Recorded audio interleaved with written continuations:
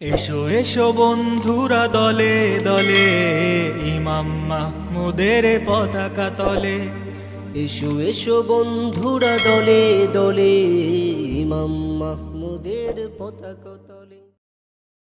আসসালামু আলাইকুম ওয়া রাহমাতুল্লাহ। আলহামদুলিল্লাহ আলহামদুলিল্লাহি রাব্বিল আলামিন, ওয়াসসালাতু ওয়াসসালামু আলা রাসূলিহিল কারীম ওয়া আলা আলিহি ওয়া আসহাবিহি আজমাইন, আম্মা বাদ। সম্মানিত দর্শক ও শ্রোতা, আরেকটি গুরুত্বপূর্ণ আলোচনার বিষয় নিয়ে আপনাদের সামনে উপস্থিত হয়েছি। আমাদের আজকের আলোচনার বিষয়বস্তু হচ্ছে মাদ্রাসা বন্ধ ঘোষণা, খাদ্য মজুদের নির্দেশ, যুদ্ধ কি আসন্ন। আপনারা জানেন, সাম্প্রতিক সময়ে কাশ্মীরের পেহেলগামে হামলার পরপরই ভারত এবং পাকিস্তানের মধ্যে উত্তেজনা বেড়েই চলছে। সীমান্তে প্রতিনিয়তই দু দেশের মধ্যেই গোলাবর্ষণ হচ্ছে। বাড়ি থেকে বাড়ি অস্ত্র তারা মোতায়েন করছে। যুদ্ধের পূর্ণ প্রস্তুতি নিয়ে তারা মাঠে নেমেছে। এমনটি হওয়ার মূল কারণটা কি? এমনটি হবেই কারণ ভারতীয় উপমহাদেশে গজওয়াতুল হিন্দের দামামা বেজে গেছে। ইতিমধ্যেই আমরা বলেছি যে গজওয়াতুল হিন্দের যুদ্ধ শুরু হয়ে গেছে। দিন যত যাবে এটি ভয়ঙ্কর রূপ ধারণ করবে। ইতিমধ্যে সীমান্তে যে কোনো ধরনের হুমকি মোকাবেলার জন্য নিজের তিন দেশের বাহিনীকে অভিযানের পূর্ণ স্বাধীনতা দিয়েছেন ভারতীয় প্রধানমন্ত্রী নরেন্দ্র মোদী। অপরদিকে পাকিস্তানের আজাদ কাশ্মীরের প্রধানমন্ত্রী চৌধুরী আনোয়ারুল হকের নির্দেশে 2 মে আপনার নির্দেশনা দেওয়া হয়েছে যে 10 দিনের জন্য সকল মাদ্রাসা বন্ধ করে দেওয়ার জন্য এবং 2 মাসের জন্য সীমান্তবর্তী 13টি এলাকার নির্বাচনী এলাকার মানুষদেরকে খাদ্য মজুদের নির্দেশনা দেওয়া হয়েছে। এখন আজকে কাশ্মীরের প্রধানমন্ত্রী চৌধুরী আনোয়ারুল হক নির্দেশ দেয়, অথচ আমরা অনেক আগেই আপনাদের সামনে বলেছিলাম যে সামনে যুদ্ধের দামামা বেজে উঠতে পারে।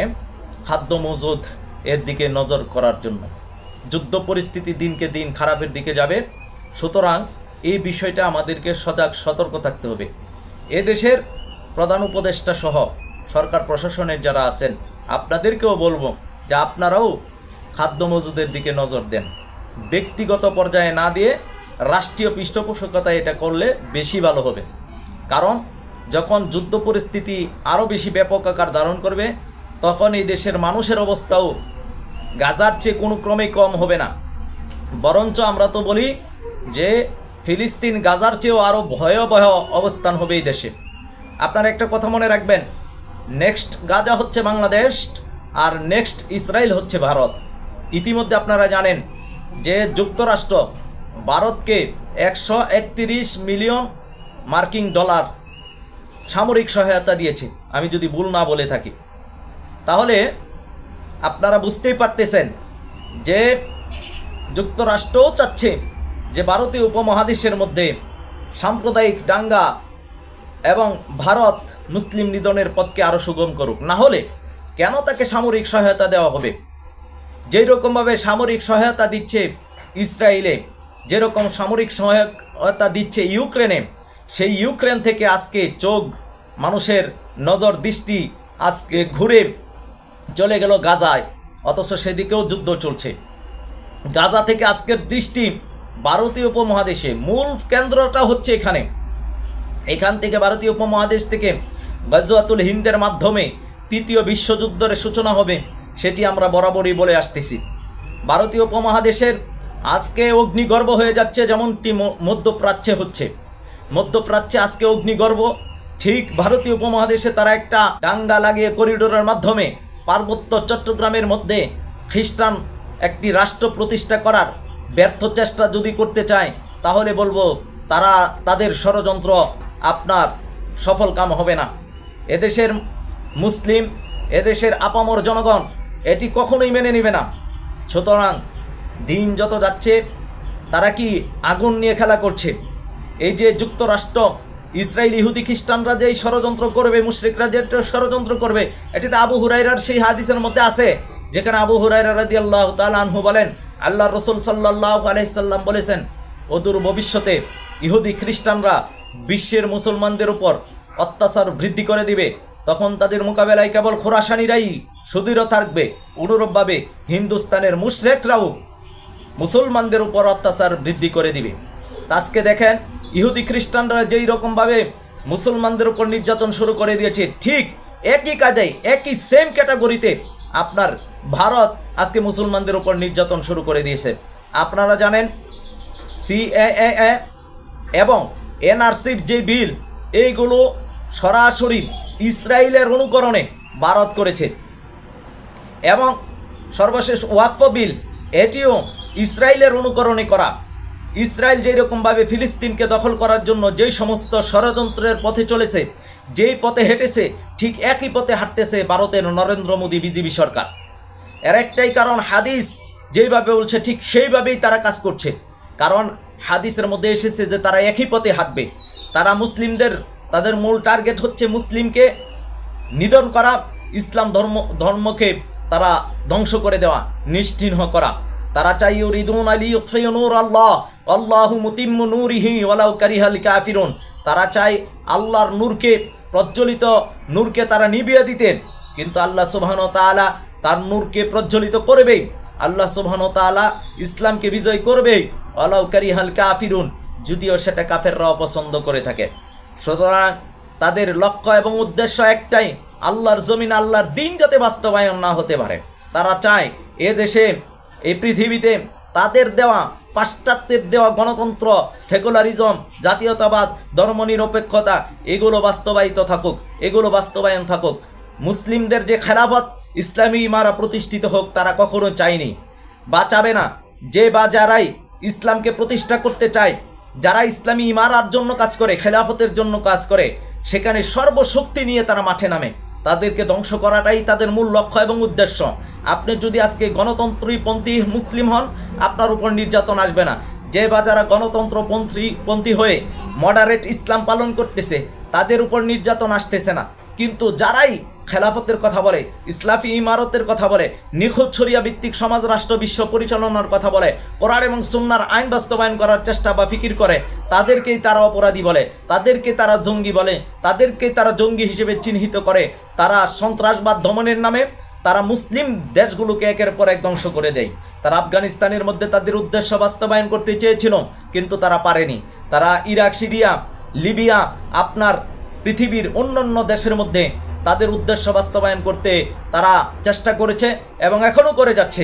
ঠিক তেমনইভাবে মুশরিকরা, ভারতের মুশরিকরা চাচ্ছে যে এই নেক্সট পরবর্তী গাজা, ফিলিস্তিন তৈরি করতে চাচ্ছে।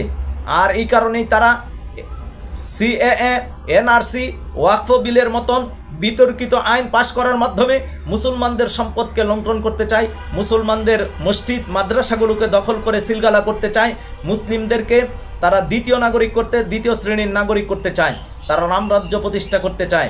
কিন্তু এই কথা সুস্পষ্টভাবে বলে দিতে চাই, তারা তাদের উদ্দেশ্য বাস্তবায়ন করতে পারবে না। তাদের যে ষড়যন্ত্র সেটির পরিসমাপ্তি ঘটবে আল্লাহ তাআলার মনোনীত বান্দা ইমাম মোহাম্মদ হাবিবুল্লাহর নেতৃত্বে। এই কারণে বলবো যে আপনার ইতিমধ্যে মাদ্রাসা বন্ধের যে ঘোষণা দেওয়া হয়েছে, খাদ্য মজুদের যে নির্দেশনা দিয়েছে, এটি হচ্ছে চূড়ান্ত যুদ্ধের দিকে যাবার ইঙ্গিত, যেটি পাকিস্তান বুঝতে পারতেছে, আপনার কাশ্মীরের প্রধানমন্ত্রী পর্যন্ত উপলব্ধি করতে পারতেছেন, আপনার সবাই দিন যত যাচ্ছে ততই উপলব্ধি করতে পারছে। এজন্য আসুন আমরা আগে থেকে যদি উপলব্ধি করতে পারি যে সামনের ভয়ঙ্কর দিন মুসলিমদের জন্য আসতেছে, আপনি মনে করবেন না যে আপনি ঘরের ভিতর থেকে বেঁচে যাবেন, সম্ভব না। আপনি যুদ্ধ না চাইলেও তারা আপনার উপর যুদ্ধ চাপিয়ে দিবে। হামাস, আপনার যুদ্ধ হামাস চাইনি, তাদের চাপিয়ে দেওয়া হয়েছিল। তারা প্রথমে অ্যাটাক করেনি, দীর্ঘদিন ধরে তাদের নির্যাতন করা হয়েছে, সেই বিষয়টি কিন্তু কেউ উল্লেখ করে না। হামাস কেন ইসরায়েলে আক্রমণ করলো সেটিকে ঢালাওভাবে প্রচার করা হয়, কিন্তু গাজাবাসীকে যে অবরুদ্ধ করে রেখেছিল, দিনের পর দিন নির্যাতন করত, গাজাবাসীদের ঘরবাড়ি থেকে তাদেরকে উচ্ছেদ করা হতো, তাদেরকে নির্যাতন করা হতো, পুরুষদেরকে ধরে নিয়ে যাওয়া হতো। ইভেন বাইতুল মুকাদ্দাসে মুসলিমরা নামাজ পড়তে পারতো না, নামাজরত অবস্থায় আপনার দেখলাম তাদেরকে পায়ে দিয়ে হেঁটিয়ে দিচ্ছে। ঠিক একই কায়দায় দেখলাম ভারতের মুসলমানদেরকেও আপনার নামাজরত অবস্থায় এই নরেন্দ্র মোদীর বিজেপির উগ্রবাদী হিন্দুত্ববাদী প্রশাসনের লোকেরা আপনার নামাজরত অবস্থায় মুসলমানদেরকে পা দিয়ে হেঁটিয়ে দিচ্ছে। এই যে অবস্থা, এটি ঠিক ইসরায়েল যেই বর্বরতা চালিয়েছে, ভারত ঠিক একই রকম বর্বরতা চালাচ্ছে। এজন্য আমাদেরকে সতর্ক হতে হবে। এদেশের প্রশাসনদেরকে বলবো, আপনারা নিরাপদ থাকবেন, তেমনটি ভাবার কোনো সুযোগ নেই। আপনাদের উপর আক্রমণ আসবে, সর্বপ্রথম আক্রমণ তো আপনাদের উপরে আসবে, আগেও বলছি। এজন্য দেশের সার্বভৌমত্ব, স্বাধীনতা রক্ষা, বিশেষ করে গজওয়াতুল হিন্দের জন্য প্রিপারেশন নিতে হবে। গজওয়াতুল হিন্দের জন্য আমাদেরকে এখনই আকাঙ্ক্ষা রাখতে হবে যে এই মহান যুদ্ধে যাতে আমরা অংশগ্রহণ করতে পারি। আর এই যুদ্ধের নেতৃত্ব মূলত দিবেন ইমাম মোহাম্মদ হাবিবুল্লাহ, তিনার নেতৃত্বে মুসলমানদের বিজয় আসবে। এজন্য আসুন আমরা এই পরিস্থিতিগুলো অবজারভেশন করি, আমরা এই পরিস্থিতিগুলো নিজেরা দেখি, নিজেদের পরিবারের লোকদেরকে এখনই সতর্ক করি। অনেকে বলেন যে পরিবার বুঝতে চায় না, বিশ্বাস করতে চায় না। আমি আপনাদের উদ্দেশ্যে বলবো, মুহাম্মদ সাল্লাল্লাহু আলাইহি সাল্লাম যখন সত্য নিয়ে এসেছিলেন, কয়জন মানুষ মুহাম্মদ সাল্লাল্লাহু আলাইহি সাল্লামকে সত্যবাদী হিসেবে গ্রহণ করেছিল? মুহাম্মদ সাল্লাল্লাহু আলাইহি সাল্লামের সময় যে কুলুষিত সমাজ ছিল, সেই সমাজের লোকেরা কি মুহাম্মদ সাল্লাল্লাহু আলাইহি সাল্লাম যে সত্য নিয়ে এসেছিলেন সেই সত্যকে তারা গ্রহণ করেছিল? না, করেনি। ঠিক তেমনইভাবে আজকে এই কুলুষিত সমাজের মধ্যে ইমাম মোহাম্মদ হাবিবুল্লাহ যে নিখুঁত তাওহীদের দাওয়াত দিচ্ছেন, নিখুঁত ইসলামের দাওয়াত দিচ্ছেন, তাকে গ্রহণ করার মতন মাদ্দা তো তাদের মধ্যে থাকতে হবে। তারা তো অন্ধ অনুসরণ করছে, তারা তো দুনিয়া লোভী হয়ে গেছে, দুনিয়ার দিকে ঝুঁকে গেছে। সুতরাং সত্য গ্রহণকারী খুব কম থাকে, অধিকাংশ মানুষই থাকে কি জাহেল। আল্লাহ কুরআনুল কারীমে বলছেন, আকসারুহুম লা ইয়াকিলুন, অধিকাংশ মানুষই উপলব্ধি করে না। আকসারুহুম লা ইয়ালামুন, অধিকাংশ মানুষই জানে না, অধিকাংশ মানুষই পথভ্রষ্ট। এগুলো তো কোরআনেরই কথা। সুতরাং হকপন্থী খুব অল্প সংখ্যক লোকই থাকবে। আল্লাহ সুবহানাহু ওয়া তাআলা তো পবিত্র কোরআনে বলছেন, ইন তুতি আকসারা মান ফিল আরদ, আল্লাহ বলতেছেন, আর হে নবী, আপনি যদি জমিনের অধিকাংশ মানুষের অনুসরণ করেন তাহলে তারা আপনাকে আল্লাহর পথ থেকে বিচ্যুত করে দিবে। সুতরাং অধিকাংশ মানুষের অনুসরণ করলে হবে না। অধিকাংশ মানুষ কোন পথে চলতেছে সেটা ধর্তব্য বিষয় না। কোরআন এবং সুন্নাহ অনুযায়ী কারা চলতেছে, নিখুঁত কোরআন এবং সুন্নাহর প্রতি কারা মানুষকে আহ্বান করছে, সেটা হলো মূল বিষয়। এ কারণে ইমাম মোহাম্মদ হাবিবুল্লাহর অনুসারী কম হবে, কারণ উনি নিখুঁত ইসলামের দাওয়াত দিচ্ছেন। অন্যান্য সেলিব্রিটি আলেমদের, অন্যান্য দল বা সংগঠনের মানুষ বেশি হবে। এর কারণ হচ্ছে তারা সঠিক নিখুঁত ইসলামের দিকে মানুষকে আহ্বান করছে না। যদি তারা নিখুঁত ইসলামের পথে আহ্বান করত তাহলে তারাও নির্যাতিত হতো। আজকে তারা কালেমার দাওয়াত দিচ্ছে, লা ইলাহা ইল্লাল্লাহ বলার কারণে তাদের উপর নির্যাতন আসে না, ফুলের মালা দেওয়া হয়। বরঞ্চ আমরা দেখি কেউ কেউ লা ইলাহা ইল্লাল্লাহর জিকির করতে করতে বাঁশের মধ্যে উঠে, কেউ লা ইলাহা ইল্লাল্লাহর জিকির করতে করতে মাটি পর্যন্ত কাঁপায়। অথচ তারা লা ইলাহা ইল্লাল্লাহ তাওহীদের রুকুনটাই জানে না, তাওহীদের শর্তটাই জানে না। সুতরাং তাদের কালেমার মধ্যে বাধা আসবে না। কিন্তু আপনি যখনই বলবেন লা ইলাহা ইল্লাল্লাহ, এর মানে হচ্ছে আল্লাহ ছাড়া আর কোনো আইনদাতা নাই, আল্লাহ ছাড়া আর কোনো বিধানদাতা নাই, আল্লাহ ছাড়া কোনো হুকুমদাতা নাই, আল্লাহ ছাড়া সার্বভৌমত্ব ক্ষমতার মালিক নাই, এই কথা আপনি যখনই বলবেন তখনই আপনার উপর নির্যাতন আসবে। এই কথা বলার কারণে মুহাম্মদ সাল্লাল্লাহু আলাইহি সাল্লাম কালেমার দাওয়াত দেওয়ার পরে তার উপর নির্যাতন আসতো। এই কথা বলার কারণে আবু বকর সিদ্দিক রাদিয়াল্লাহু তাআলা আনহুর উপর নির্যাতন আসতো। এই কথা বলার কারণে আম্মার রাদিয়াল্লাহু তাআলা আনহুর উপর নির্যাতন হয়েছে। এই কথা বলার কারণে খাব্বাব রাদিয়াল্লাহু তাআলা আনহু, সুমাইয়া রাদিয়াল্লাহু তাআলা আনহা, বেলাল রাদিয়াল্লাহু তাআলা আনহুর উপর নির্যাতন হয়েছে। ঠিক একই রকম আপনি যদি সেই দাবি নিয়ে, যেই দাবিতে, যেই বিশ্বাস নিয়ে, যেই আকীদা নিয়ে, যেই বুঝ নিয়ে মক্কার মুসলমানেরা কালেমা পড়েছে, আপনি যদি সেই বুঝ নিয়ে, সেই দাবি নিয়ে আজকেও কালেমা পড়েন, আপনার উপর নির্যাতন আসবে। আমি তো বলি, বাংলার মুসলমানদের চাইতে বেশি কালেমা বুঝতো আবু জাহেল, উতবা সাইবা মুগীরারা কালেমা বুঝতো তারা, যার কারণে তারা নির্যাতন করেছে। আজকে আমরা মুসলমানরা কালেমাটা পর্যন্ত বুঝি না, লা ইলাহা ইল্লাল্লাহ এটার অর্থটা পর্যন্ত আমরা বুঝি না, এটার দাবি কি, এটার শর্ত কি, এটার রোকন কি, সেটা পর্যন্ত আমরা জ্ঞান রাখি না। এই কারণে যারা তাওহীদপন্থী তারা বলে যে আল্লাহ ছাড়া আর কোনো আইনদাতা নাই, আল্লাহ ছাড়া আর কোনো বিধানদাতা নাই, আল্লাহ ছাড়া আর কোনো হুকুমদাতা নাই, আল্লাহ ছাড়া আর কোনো সার্বভৌমত্ব ক্ষমতার মালিক নাই। আমরা বিশ্বাস করি মুসলিম হিসেবে আল্লাহ আইনদাতা, বিধানদাতা, হুকুমদাতা এবং সার্বভৌমত্ব ক্ষমতার মালিক। সুতরাং এইটা বুঝে যদি আপনি কালেমার দাওয়াত দেন, তখন যদি আপনি ইসলামের নিখুঁত প্রচার করেন, তখন আপনার উপর নির্যাতন আসবে। তখন নরেন্দ্র মোদীর বিজেপি সরকার আপনাকে আপনার পুরস্কৃত করবে না, তখন ইহুদি খ্রিস্টানরা আপনাকে পুরস্কার করবে না, পুরস্কার দিবে না। তখন তারা আপনাকে রেড সিগন্যাল দিবে, আপনার রেড জোনের মধ্যে রাখবে এবং তাদের যেই তালিকা আছে সেই তালিকার মধ্যে 1 নাম্বার 2 নাম্বারের মধ্যে আপনাকে রাখবে, যেমনটি রেখেছিলেন শায়েখ ওসামা বিন লাদেন রহিমাহুমুল্লাহকে।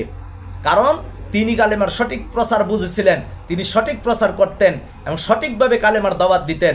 যার কারণে আজকে ইমাম মাহমুদ হাবিবুল্লাহ কালেমার নিখুঁত দাওয়াত দিচ্ছেন, এই কারণে উনি নির্যাতন হচ্ছেন। ওনার অনুসারীরা কালেমার নিখুঁত দাওয়াত দিচ্ছেন, যার কারণে ওনারা নির্যাতিত হচ্ছেন। সুতরাং আসুন আমরা কালেমা বুঝে উপলব্ধি করি এবং সামনের পরিস্থিতি যে কত ভয়ঙ্কর হতে পারে সেটি উপলব্ধি করে এখনই আমরা ইমাম মাহমুদ হাবিবুল্লাহর নেতৃত্বে ঐক্যবদ্ধ হয়ে আল্লাহর জমিন আল্লাহর দিন কায়েম করার জন্য চেষ্টা করি। আল্লাহ সুবহানাহু ওয়া তাআলা আমাদেরকে সেই তৌফিক দান করুন। আমিন ইয়া রাব্বাল আলামিন। আসসালামু আলাইকুম ওয়া রাহমাতুল্লাহ। ওহে মুসলিম, তুমি দেখছো না কেন বিশ্বের পরিণাম? কাফের তাগুত নিয়েছে কেড়ে তোমাদের সম্মান। এখনো কেন ঘুমিয়ে তোমরা না দিয়ে স্লোগান? জিহাদি সমাধান, এর জিহাদি সমাধান, জিহাদি সমাধান।